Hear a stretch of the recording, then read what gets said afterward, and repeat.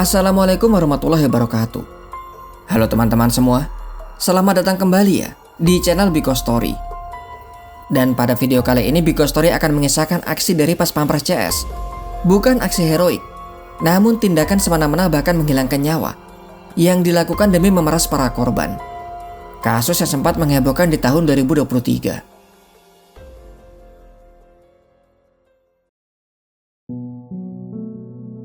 Terdengar keributan dari sebuah ruko kecil yang ada di kawasan Rempoa, Ciputat Timur, Tangerang Selatan. Agus yang tak jauh dari sana pun langsung menghampiri dan melihat pemilik toko Imam Maskur diseret oleh dua orang pria. Pria dengan tubuh tegap yang salah satunya mengenakan seragam polisi. Melihat Imam memberontak sembari dipiting, warga berusaha melerai hingga sempat terjadi cekcok.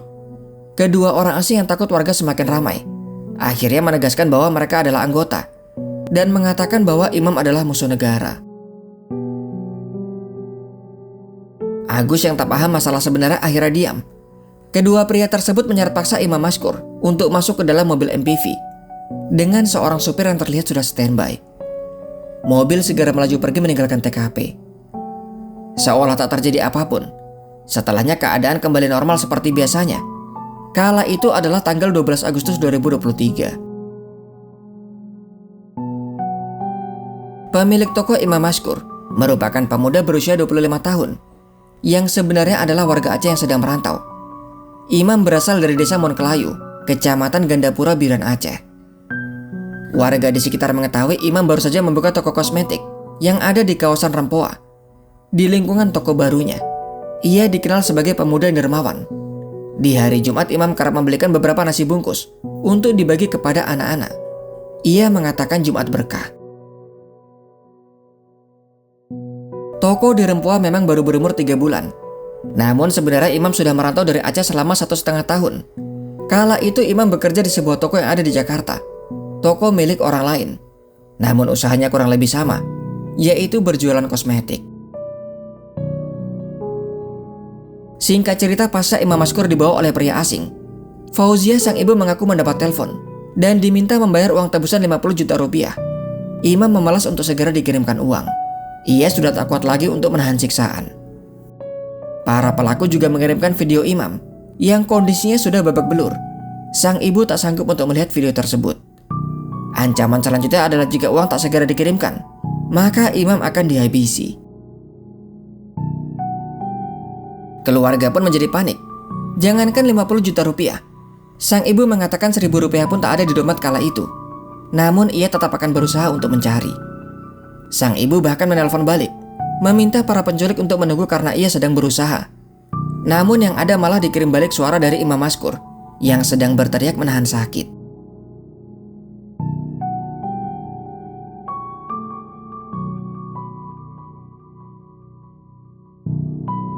Rupanya ini bukanlah penculikan pertama Imam Maskur. Ketika di awal Imam bekerja di Jakarta, baru bekerja selama 2 bulan, Imam juga diculik dengan modus yang sama. Kala itu yang diminta adalah 15 juta rupiah. Keluarga pun berusaha membayarnya, hingga akhirnya Imam dibebaskan. Kembali kepada Imam yang kini kembali diculik.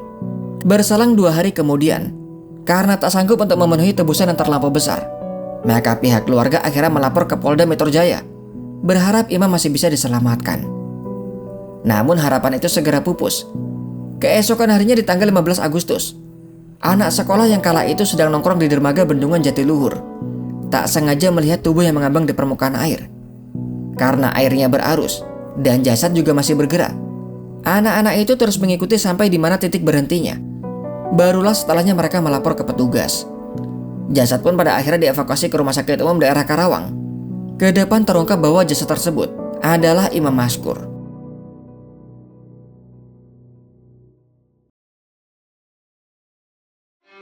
Sementara itu polisi terus mendalami kasus yang menimpa keluarga Imam.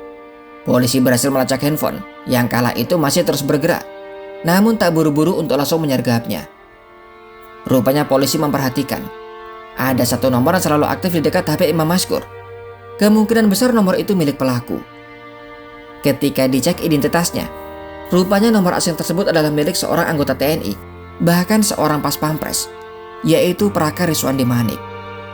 Maka karena anggota TNI, Kedepan terduga pelaku akan ditangani oleh Pemdam Jaya atau Jayakarta. Prakaris Wandi Manik yang notabene seorang pas pampres tak beraksi seorang diri.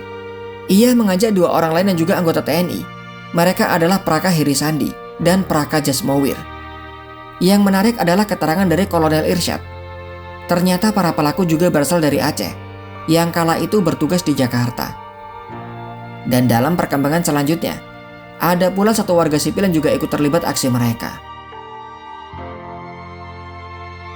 Sama-sama dari Aceh, Prakaris Wandi Manik mengincar Imam karena tahu aktivitas di komunitas Aceh, yaitu selain berjualan kosmetik, diduga Imam juga menjual obat terlarang.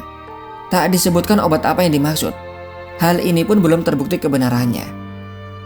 Dan jika seandainya benar Imam melakukan jual beli obat terlarang, maka seharusnya polisi yang menangani kasus tersebut, bukan anggota TNI apalagi seorang pas pampres.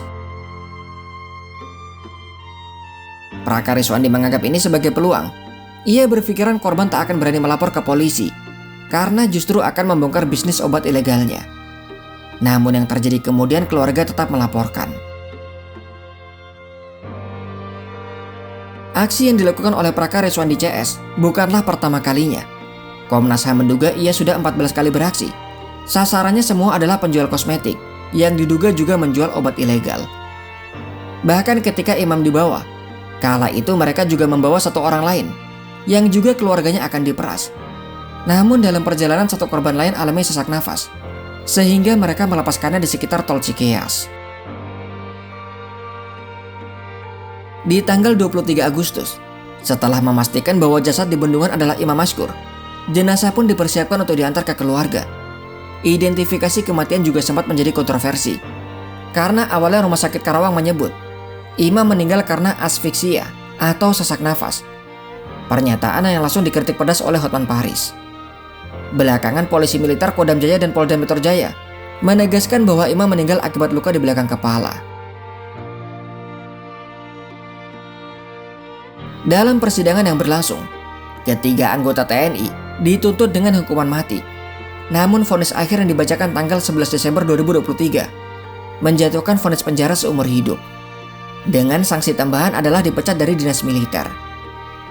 Dan itulah akhir dari kisah penculikan Imam Mashkur. Jika ada kesalahan dalam video, informasi yang kurang atau pendapat yang berbeda, silahkan berikan komentar kalian. Sampai di sini kisah dari admin. Sampai jumpa kembali di video selanjutnya. Wassalamualaikum warahmatullahi wabarakatuh.